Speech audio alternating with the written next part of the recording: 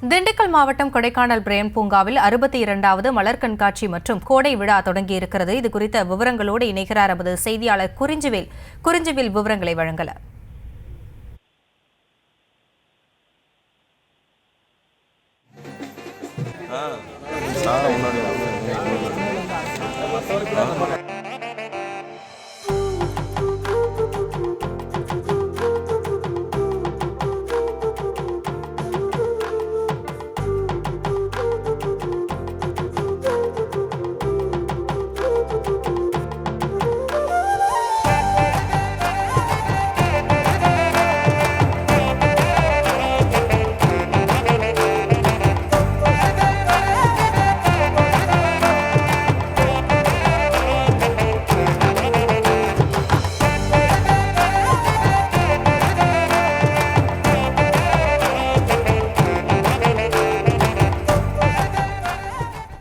திண்டுக்கல் மாவட்டம் கொடைக்கானல் பிரையன் பூங்காவில் 62வது மலர் கண்காட்சி தொடங்கியிருக்கிறது. அந்த காட்சிகளை பார்த்து வருகிறோம். விவரங்களோடு இணைந்திருக்கிறார் எமது செய்தியாளர் குறிஞ்சிவேல். வணக்கம். 62வது மலர் கண்காட்சியில் என்னென்ன சிறப்பு ஏற்பாடுகள் எல்லாம் செய்யப்பட்டிருக்கிறது? விவரங்களை வழங்கலாம்.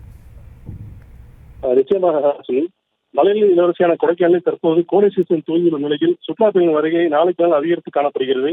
அதனைத் தொடர்ந்து சுற்றுலா பயணிகளை மகிழ்விக்கும் விதமாக பிரையன் பூங்காவில் 62வது மலர் கண்காட்சி மற்றும் கோடை விழா இன்று தொடங்கப்பட்டது. இந்த மலர் கண்காட்சியை 4 அமைச்சர்கள் தொடங்கி வைக்கின்ற நிலையில் அவர்கள் யாரும் விழாவிற்கு வரவில்லை.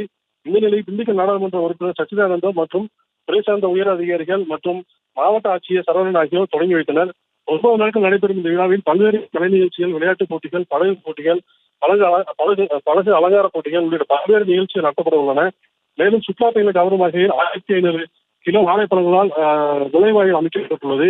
மேலும் 75,000 கார்டேச மலர்களை கொண்டு கங்காரு, திண்டுக்கல் கூட்டு, செல்பி பாயிண்ட், வெட்டி வைக்கப்பட்ட கொய்யா, மலர் கொண்டு மயில் உள்ளிட்ட உருவங்கள் அமைந்துள்ளது. மேலும் காய்கறிகள் மற்றும் பல வகைகளை கொண்டு விநாயகர், சிறுத்தை, சுற்றியுடக்கூடிய யானை. விவரங்களுக்கு நன்றி குறிஞ்சிவேல்.